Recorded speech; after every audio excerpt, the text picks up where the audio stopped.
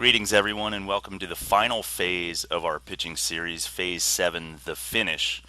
And this is where we basically talk about release point and what happens afterwards. As we take a look at the video of Jacob deGrom and he gets into his power angle, I want you to notice a couple things at release point. Number one, when he lets go of the ball, and we'll look at it in just a moment, the release point is going to be 8 to 12 inches over his front foot landing position, meaning that he's going to let go of the ball in front of his front foot. So that gets him closer to home plate as effectively as possible.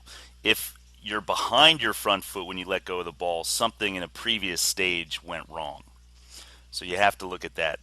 Number two, take a look at the angle between the back foot and the head. The longer the angle, the harder you will throw the ball.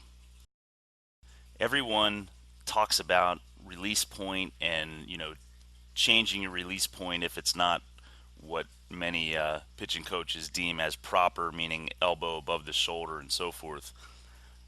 But posture is the priority for the arm slot. Posture actually determines the arm slot. The arm slot is determined genetically. As long as your posture is strong, your arm slot will be fine. And if you look at Oswald and now Cole Hamels, everybody's got a little bit different release point. And as long as all the other phases leading up to the release of the ball are proper, it doesn't matter where the ball comes from. You're not going to injure yourself throwing over the top, 3/4, or sidearm.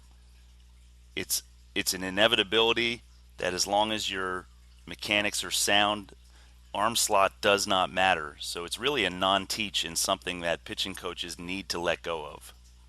In watching these pitchers throw, at the release point, it's important to see that their head is up and their eyes are looking at the target when they let go of the ball. And then the release point occurs out in front of the landing foot, as we've discussed, as the front glove is stabilized. And the momentum and the energy created in all the previous phases will be transferred into the ball at release point. The follow-through is the last part of the delivery, and it happens as a result of the release point. The back leg pops up and open approximately the same height as the arm slot, or where the arm slot was. Kind of similar to the opposite and equal arms that we looked at. It's very interesting how that works. Of course, it's important then to land in an athletic position for a quick response to a batted ball, because now you really become an infielder.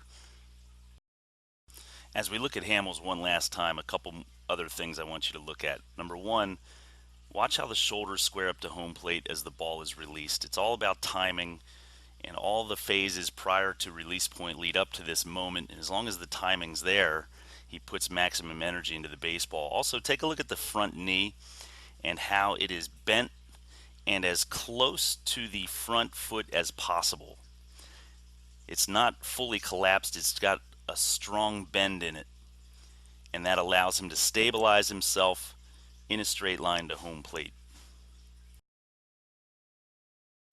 Alright, so a couple checkpoints here, or coaching points on the finish. Number one, as we talked about, the release point should be 8 inches to 12 inches in front of the landing foot.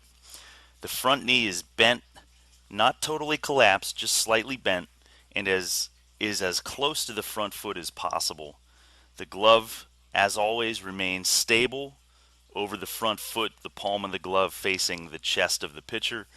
Shoulders are square to home plate as the ball is being released, and the back leg path, meaning the follow-through of the leg, will be similar to the path of the throwing arm, which I think is fascinating, but that typically is what happens.